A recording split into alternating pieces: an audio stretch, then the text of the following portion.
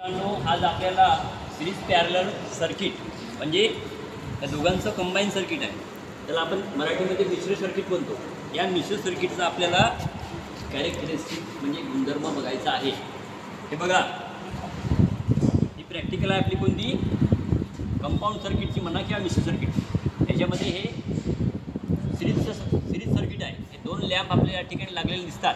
दोन्ही लॅम्प कसे आहेत, सिरीजमध्ये. हा बघा, पहिला टर्मिनल हा सप्लायला गेला आहे, पहिल्या लॅम्पचा दुसरा टर्मिनल दुसऱ्या लॅम्पच्या पहिल्या लॅम्पला जोडलेला आहे आणि दुसऱ्या लॅम्पचा दुसरा टर्मिनल हा पुढे जोडलेला आहे, न्यूट्रल म्हणून कॉमन केलेला आहे. त्याचप्रमाणे हा जो सर्किट आहे, सर्किट आल्यानंतर या ठिकाणी एक लॅम्प लावलेला आहे पॅरलमध्ये, आणि हा पॅरलमध्ये आलेला लॅम्प आल्यानंतर म्हणजे याच्यात जो फेज वायर आहे, हा फेज वायर आहे, हा या ॲमिटरच्या ॲमिटरमधून जो वायर जातो कुठे, ॲमिटरला आपण कशामध्ये जोडतो, सिरीजमध्ये. हा बघा, ॲमिटरचा एक इनकमरमध्ये पहा आणि आउटगोईंगच्या सप्लायला गेला आहे. ओके बेटा, तर अशा पद्धतीने आपण त्या ॲमिटरची फेजच्या सिरीजमध्ये जोडणी केलेली आहे. दुसरी बाब अशी की हा एक स्वतंत्र पॅरलल सर्किट आहे. कोणतं सर्किट आहे, हा पॅरलल सर्किट आहे. पॅरलल सर्किटमध्ये काय भेटते, डायरेक्टली फेज आणि न्यूट्रल त्या लॅम्पला मिळतो. ओके, तर हा पॅरलल सर्किट आणि हा सिरीज सर्किट, ह्या दोघांचा कॉम्बिनेशन केलेला आहे, म्हणून याला काय म्हणतात, कंपाऊंड सर्किट किंवा मिश्र सर्किट. ओके, आता बघा या ठिकाणी व्होल्टेज किती आहे ते पहा. आपल्याला व्होल्टेज हा म्हणजे जसा पॅरलमध्ये व्होल्टेज मिळतो आपल्याला तोच व्होल्टेज या ठिकाणी दिलेला आहे. किती आहे, हा पॅरलल सर्किटचा व्होल्टेज किती आहे, 246 म्हणजे 246 व्होल्ट.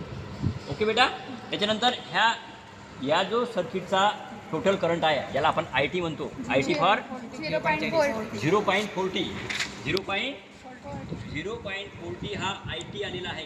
IT टोटल करंट आणि टोटल व्होल्टेज. आपण टोटल व्होल्टेज या ठिकाणी सिरीज सर्किटमध्ये पॅरलल सर्किटमध्ये सध्या जोडलेलं नाही आहे, परंतु पॅरलल सर्किटमध्ये स्वतंत्र सर्किट म्हणजे स्वतंत्र व्होल्टमीटर जोडलेलं आहे. त्याची रिडिंग आहे 246 व्होल्ट म्हणजे 246 व्होल्ट. आता तुम्हाला पॅरलल सर्किट आणि सिरीज सर्किटची यापूर्वी आपण जोडणी केलेली आहे, बरोबर आहे.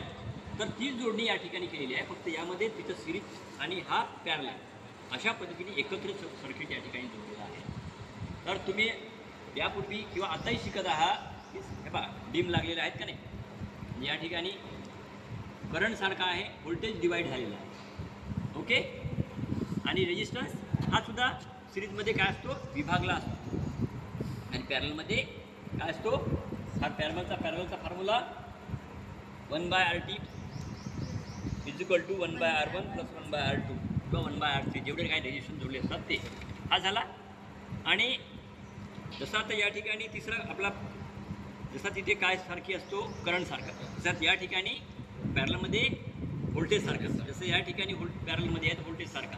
आपल्या घरची वायरिंग आहे शक्यतोवर पॅरलची असते, तिथं सुद्धा प्रत्येक सॉकेटवर व्होल्टेज सारखा असतो. ठीक आहे बेटा, तर याची तुम्ही रिडिंग घ्या, ती जोडणी लक्षात ठेवा, या पॅरलल सर्किटची जोडणी लक्षात ठेवा, आणि कोणत्या सर्किटमध्ये काय सारखं असते हे सुद्धा तुम्ही लक्षात ठेवा. झोपेतून उठले तरी पॅरलल सर्किटमध्ये काय सारखा असतो, व्होल्टेज सारखा असतो. सिरीज सर्किटमध्ये काय सारखा असतो, करंट सारखा असतो. ह्या दोघांचा कॉम्बिनेशन या ठिकाणी केलेला आहे, म्हणून या सर्किटला काय म्हणतात, कंपाऊंड सर्किट. हा सिरीज सर्किट, हा पॅरलल सर्किट. या ठिकाणी IT करंट म्हणजे टोटल करंट, या ठिकाणी टोटल व्होल्टेज. ओके, अशा पद्धतीने ह्या कंपाऊंड सर्किटचा आपल्याला या ठिकाणी प्रॅक्टिकल पाहिलेला. ओके, गुड, चला.